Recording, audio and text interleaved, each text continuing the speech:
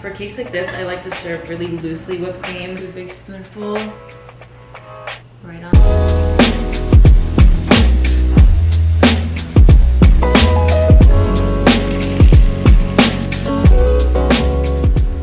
Today, I think I'm gonna show you how to make one of my all-time favorite desserts, or not think, I'm going to.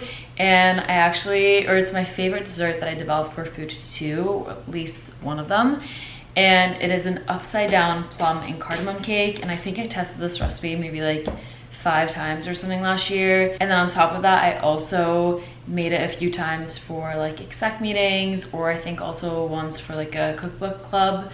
I can't really remember, but I just remember I made it a bunch and I really loved it. And also, I'm gonna call this like an afternoon fika video.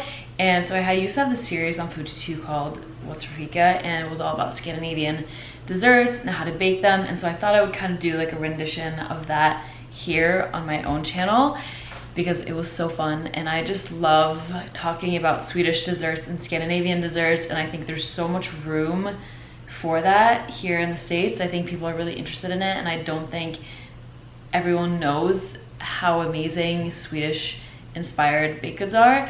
Obviously, there's a lot of classics like cardamom bun, princess cake, as we all saw over the last few months. There is shrimp toast, which I just did my last recipe drop video on Food 52 about, or that one just came out actually. And there's chocolate balls, there's kanelbullar, like the Swedish cinnamon bun. There's so many different things. But then there's also so many desserts that aren't like classical Swedish, but kind of take inspiration from Swedish and Scandinavian flavors. So that's kind of what I try to do a lot in my cooking, hence this cardamom infused or cardamom flavored cake. And wait one sec, I'm gonna grab it. This is actually the most insanely expensive cardamom I've ever bought. It was $20, which is so wild. I just like needed it. I was in a pinch. And it came whole and whole little seeds you can't really see. And then I just put everything in a mortar and pestle and just ground it all up because I don't really use whole seeds very often. Only sometimes if I'm gonna infuse something, but then I'd rather use the actual pods. So I just ground up everything, and I wish you could smell it because it's the most fragrant cardamom ever. The cardamom, if you don't know, is a very common thing in Swedish pastries, obviously the cardamom buns, but it's used in a lot of yeasted doughs. So if you're making a semla, which is basically like a yeasted bun you cut the top off and dig the inside out, and then you mix it with marzipan, and then you fill it with that filling and then also a cream. That dough is infused with cardamom, and so is oftentimes the cinnamon roll dough and so much else. So it's a very, very common Swedish spice, and it's also one of my favorites. So the recipe is obviously already on Food 52, and I actually already filmed a video for it last year at Food 52 on Food 52's YouTube. Oh my god, sometimes it's hard to say Food 52 quickly. I'm gonna repost it on my Substack, but you can obviously also find it on the Food 52 website. But instead of having my computer up here with me, just because I find it annoying, I really quickly wrote it down in my little notebook. And I mean, I feel like I sometimes have like the worst handwriting, but just super kind of brief and sloppily. And I actually have to go to an apartment showing in an hour and a half, so I'm gonna try to do this really quickly. It's a pretty simple recipe. I love simple cake recipes. It's very common in Sweden to not have like super decadent cakes, or you have decadent cakes for like birthdays and events, but for fika, which is also, I haven't mentioned this, fika, if you don't know, is like pretty much a scheduled coffee and sweet treat or snack break in the day. So you have it usually at 11 a.m.-ish, and also at like 2 or 3. So you sit down, and it's really common at workplaces, and also especially when I go to my grandma's. Maybe not so much like, you know, if I go to my aunt's house, or oftentimes you can call up a friend and you'd be like, oh hey, you wanna go get some fika? And so yeah, even though not everyone does it every day, it's still very much part of like the daily routine, if that makes sense. But anyway, for fika, people have like little cookies or a lot of like these snacking cakes, which I feel like what I'm thinking about a snacking cake is different from what like an American snacking cake is. I feel like a lot of Swedish cakes are very simple sugar cakes, often served with a little bit of whipped cream or just powdered sugar, and it's just a layer, and they're just very simple and easy to make and not all that over the top. So I'm gonna get all my ingredients together, I'm gonna preheat the oven, and then we're gonna start baking. Technically, I use a 9-inch cake pan, but I only have my 10-inch one here. I think I lost my 9-inch one somewhere.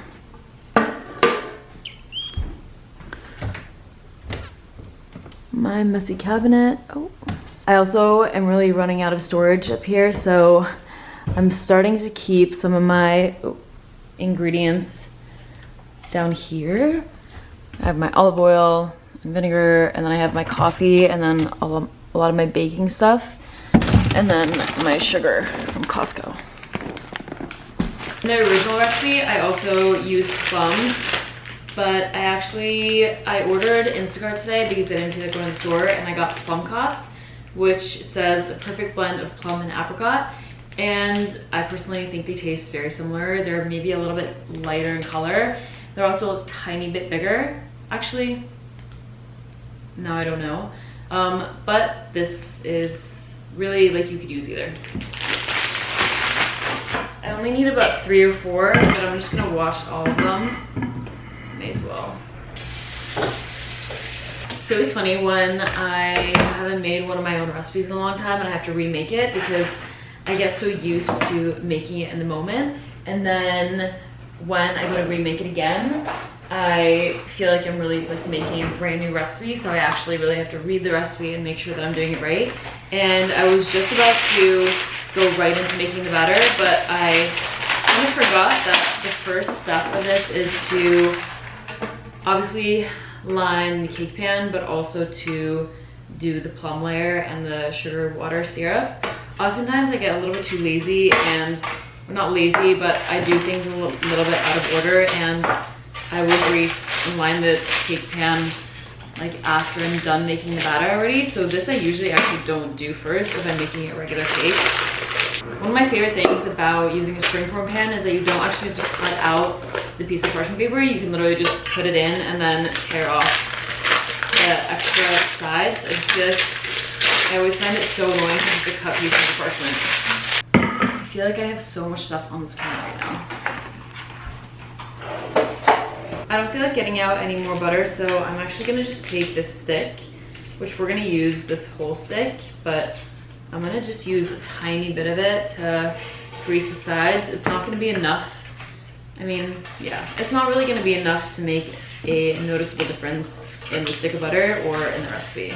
So I'm gonna do, depending on how big the plums are that you're using, you're gonna wanna use 3 to 4, maybe sometimes 5 if you have really small plums.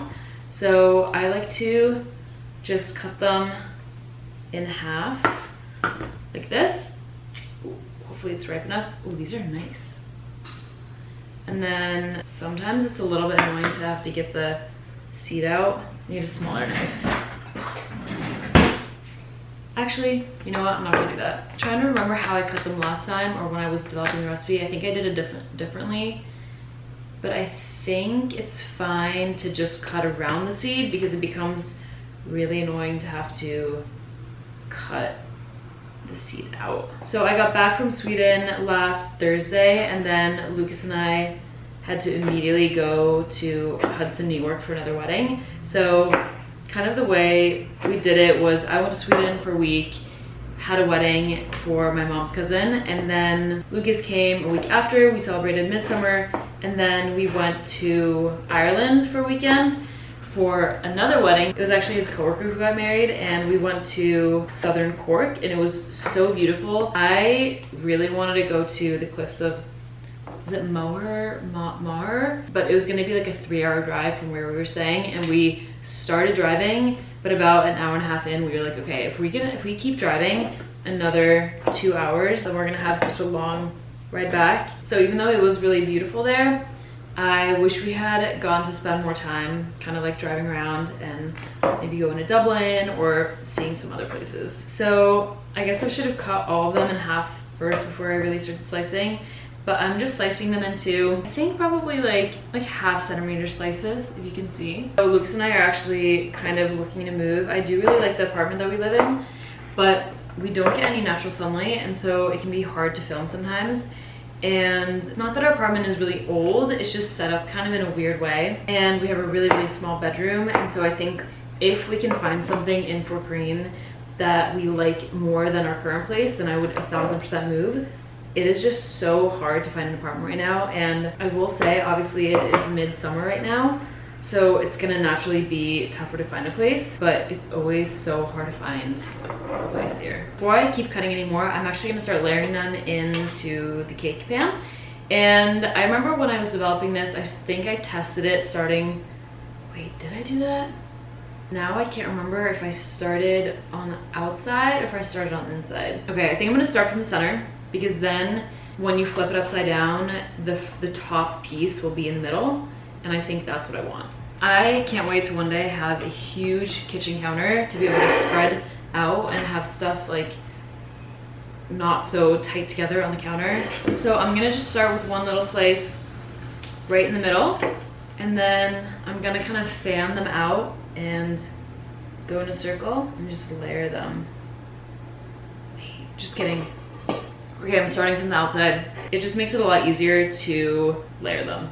I remembered. I'm also a little bit nervous that I'm not gonna have time to completely bake the cake before my showing, because it's already 12:20 and the cake has to bake for about 35 or 45 minutes. So I might actually do the peach layer, do the sugar, and then bake the cake afterwards. So this is how I'm layering them. Obviously, as I said, started on the outside and then kind of just go in and then layer like that. I think it's gonna end up being 3 full circles and then like a few small pieces in the middle. And I actually have a lot of leftover smaller pieces because some of them just don't really make sense to add, like this one for example, or even this one. It doesn't look that small in the camera, but it would be a little bit too small to add. A lot of these I honestly just save to eat or for like a little fruit salad. I also, to help keep it straight, I like to kind of angle this edge like horizontally like that, and then just go crazy. So actually I ended up getting 3 full circles and no extra pieces in the middle, but it looks so pretty. This kind of feels like an inconvenient time to pause, but I'm not gonna be able to have time to finish it before I run out to the showing. And I actually don't think this is like the apartment for us, because it is a brownstone, or the first floor of a brownstone, and the rent is not that much. It's like $3,500 for 2 people, which is very little if you know New York prices. It's beautiful, except for it has a really, really small kitchen, and it kind of looks tucked away in like a little corner. And I feel like if we do move, if we go through all the effort of finding a new place and moving, and I mean, it's also so much money to move, that I want to make sure to find a place that we're gonna want to stay in for like a few years, because Lucas and I have also been moving every year for the past 3 years, and it just gets to a point where it's so much work. I like this apartment enough to stay another year if we don't find anything else, but I also think it's nice to go meet these realtors, and who knows, like maybe I won't love this one, but they might have something else. But I feel like if you make a good connection with a realtor, then sometimes they can like send you apartments that, like other apartments that they have on their radar or they know about. So yeah, we'll see. I'm just gonna pop a plate on it, and then I'll probably just put it in the fridge while I go. I just got back. The apartment was cute, but it was really small, and the kitchen was definitely smaller than I thought it looked in the photos, honestly. Even bedroom was also really small. I think it's a great 1-person apartment, but for 2 people I think it would be really, really tight. And also to film and to cook and stuff like that, I think it would be really hard. But she was super, super nice, and I think it was a good connection. I am now gonna make the sugar syrup. So I'm gonna do 1/4 of a cup and a little bit of water.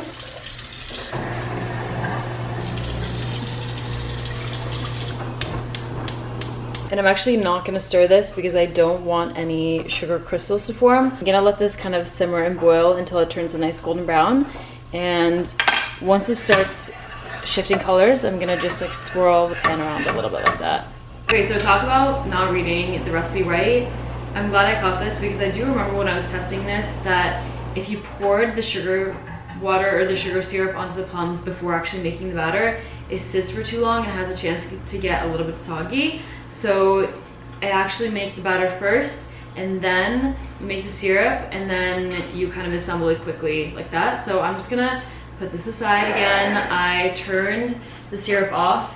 It only got hot enough for the sugar to dissolve, so there's no browning or anything, so it's fine to let it sit there and then just finish cooking it later. I feel like I usually end up just using my electric handheld mixer recently when I bake. I do like using my KitchenAid a lot more just because I feel like, I mean, it's a bigger bowl to clean often, but it's just easier. But obviously use whatever you have at home. You do need some type of mixer though, because we need to aerate the butter and sugar. So I'm gonna start with adding half a cup of butter. So 113 grams, I use unsalted. I actually used to only use salted butter back in the day, but since for the past like 3 years, I only use unsalted now, and I just add the extra salt. Getting sidetracked. So I'm gonna add 150 grams of sugar. That is about 3/4 of a cup. If you don't have a scale, I highly recommend getting one. It has made it so much easier to bake. I mean, obviously it's more accurate, but it also is less cleanup. Sometimes I whip the butter and the sugar first before adding any cardamom, but I'm actually gonna add the cardamom in there right now. And I do a decent amount. I do a tablespoon. I know that's kind of a lot, but I really want it to be very cardamom forward. And I also really like when you can see the specks in the cake. And also when you have those slightly bigger pieces, you get a tiny bit of crunch in the cake too. Okay, so in with the cardamom.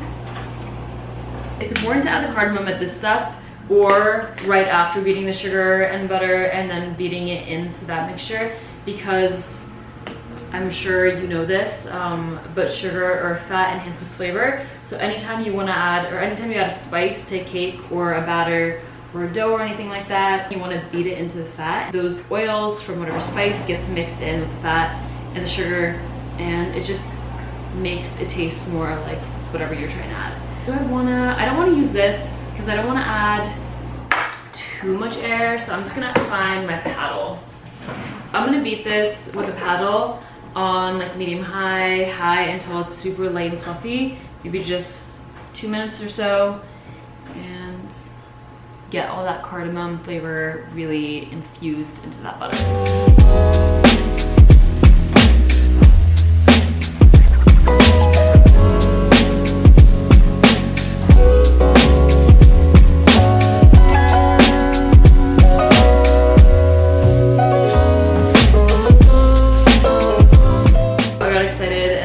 Added 2 eggs and about a teaspoon of vanilla extract, and I never do any like cinematic shots, but I don't know, I thought it was kind of fun. So now I'm gonna just measure out some flour and baking powder. I do have more flour, but hopefully there's enough in this bag so I don't have to open the second bag. I just started putting my flour in plastic bags because it's so annoying. If you're a baker, you know how annoying it is when flour kind of comes out of the bottom and just gets everywhere. So this has actually helped me a ton. I'm going with 180 grams of flour. So that is, I want to say 1.5 cup. And I'm just using all-purpose, honestly. For most, I know this isn't like super chefy of me. I would also never call myself a chef. But, you know, if you're getting super specific and you want like a very specific crumb, then you can use cake flour or pastry flour for different recipes, but I personally only ever use all-purpose, and that's because at the end of the day, I'm only baking for myself or my friends or my family or in the test kitchen, and I feel like that's what most of you guys are doing as well. And it's not like the result is crazy different. I mean, sometimes it is, but I just find it easier to just mainly use all-purpose. There's nothing, I don't think, that you can't do with all-purpose flour. And a pastry chef might disagree, but that's just what I think. Okay, a little over. I will say I am really specific about my weights though, and that is something that I do think makes a big difference, even if you are like, I mean, 1 or 2 grams isn't gonna do anything, but if you're like 10 to 20 grams off, depending on what ingredient it is, then it can make a big difference. So, I almost added baking soda, that was not as good. Also, sorry if you can hear the washer dryer in the background. I feel like I can't even complain because it's a New York apartment and we have laundry, which is amazing, but it's a combo unit and it makes so much noise, and especially the drying setting doesn't actually move that much, but when you do the washing setting, then it shakes so much that it shakes not only the apartment, but it also shakes out of its place. So it'll just like come fully out. For baking powder, I'm doing 1.5 teaspoons. Just gonna use the same one. And then for salt, 3/4 of a teaspoon of Diamond Crystal kosher salt. And if you like to bake and you don't have kosher salt at home, then I would highly recommend getting it, because it just, if you're following I wouldn't say all blogger recipes have them, and that's not like a slight to blogger recipes, but if you go on like Food 52 or New York Times Cooking or Bonap or any like really professional recipe site, then chances are they're using Diamond Crystal kosher salt. It's just gonna allow you to get your recipe even that much closer to how they intended for its taste, and just like salt makes everything better. But it also is a fine line, obviously. Just gonna give this a little stir. Sometimes I do get too lazy to mix everything together in a little small first, so sometimes I'll just combine, or I'll just add all the ingredients to the batter and then give it a little stir on top before to just mix in the baking powder or baking soda and salt. And that makes me so happy too, is that oftentimes I'll buy milk for one recipe. I love milk, but I don't eat a lot of dairy because of my stomach. And I'll like use it for one recipe and then oftentimes it goes old, so I try to buy the really mini containers. But it makes me really happy when I do end up having to use milk for more than just one recipe in a week. So let's see how much we need. 1/4 cup, no, 1/2 cup. I swear. All my measurement cups were gone. I'm just gonna do 2 1/4 measurement. So now I'm gonna add this to the batter that we have going in the back. So I'm gonna start with a little bit of flour. Actually, you know what? I take that back because I'm gonna fold it in with a spatula. I feel like it's so hot that the butter has almost gotten a little bit too soft. It's like kind of reaching that melty stage, so I wanna make sure we get going. So you're not gonna whip it till it's super fluffy, but this is the consistency that you're looking for. So I'm gonna start with the flour, add about half, and just fold it in with a spatula. Obviously, I feel like you've seen this in every baking recipe ever, not to over mix, but that is really important because when you mix, you develop gluten, and that is just gonna make for a tougher cake. So the key is to try to mix as little as possible while still also incorporating as many of those flour clumps as possible, because that you also don't want. I'm gonna add half the milk, so this is just 1/4. Actually, you know what? I'm gonna add all the milk. Sometimes I'm like, I don't see a big point in having to do many different alternative mixes. I usually just do flour, milk, and then flour. I'm gonna mix in this milk, and then I'm gonna add the rest of the flour, and then we're good to go on finishing the sugar syrup.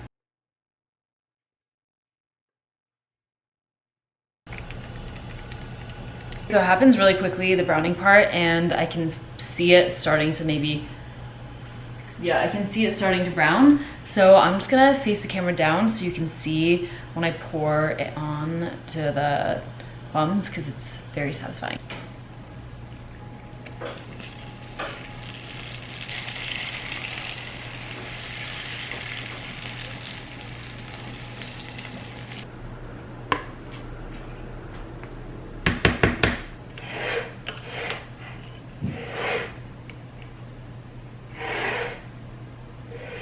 Just put it in the oven and it's gonna bake for, I think I mentioned this before, but 35 to 40 minutes, obviously depending on your oven. Mine, one of the reasons I'm also excited to move is because I just need a good oven. I understand that like a lot of people have gas ovens and a lot of people have small ovens and old ovens and just like the same type of oven that I have, which is just like a terrible oven. But I do feel like if I'm the one who's like creating the recipe and I'm writing down the recipe and developing it for other people to make, it should be as accurate as possible from my end. And then when somebody else goes to make it, you know your oven, and it's okay if it's like a little off, but everyone has their little tweaks with their ovens. but I feel like mine should just be like the control, I guess, if that makes sense. So yeah, I feel like sometimes when I bake out of the oven, things end up getting a little bit dry, and sometimes I have to like mess with the heat a little bit. All the heat comes from the bottom, so I'm baking this on the top rack, which in the recipe I'll say to bake on the middle rack because that's how I developed it in the test kitchen, is on the middle rack. Then once it comes out, I'm gonna let it cool for a bit, and then we'll flip it over and reveal the plum design. I'm so excited. So that'll probably be another, I mean, ooh, I forgot to set the timer actually. So the cake came out of the oven, I wanna say about 15 minutes ago. You can see the edges are a little bit brown and the top is definitely golden brown. I poured a little bit of heavy cream into this bowl so I can whip it to serve. Oh, I have to run the knife along the sides. The cake is still a little bit warm. I actually do like to serve this cake slightly warm. I think it's a little bit better. I mean, it's really good cold too, but I think this works slightly warm. It's a little stuff on the bottom. But this is always the best part of the whole process, is getting to actually see the plum design. It smells so good and so cardamom-y. I also realized I forgot to taste the batter before I added it to the plum layer, but I did taste it afterwards and I think it tasted great. I don't think I needed any more salt or vanilla or anything. So I'm gonna flip it over, and it's actually perfect because this cake, or this plate, is my neighbor's. So I'm gonna bring it to her after with the cake on, because I love giving my food away after I make it. Okay, be careful here because you want to pull the plum layer off super slowly because you obviously don't want it to come off. Oh no. Some of the plums kind of got covered with batter, but that's okay. I will say, if you let it cool a little bit longer, it tends to be slightly easier to peel the parchment off. So here's the cake. It is slightly more domed than I would like it to be, but that again I think is just because of my oven. But it looks beautiful. I will say though, I think my plum slices were a little bit on the thicker side, because if you slice them really thinly, then they'll lay flatter and then you won't get any batter that comes through. So I would recommend slicing them thinner rather than thicker. But I think it looks really good.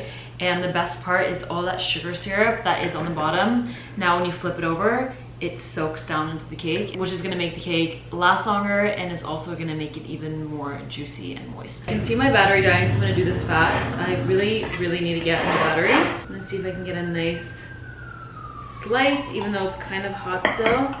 But yeah, this looks so good. For cakes like this, I like to serve really loosely whipped cream because it just falls really nicely on the slice. Is that focusing? God, it smells insane. So this is the consistency of the cream, just like very loose. Do a big spoonful right on top so that it kind of falls down. My camera died, so I'm gonna do the rest of this on my phone, but I'm gonna do a little taste test. It looks so good. It's kind of hard for you to see, but I love how you can see the little black like cardamom speckles too.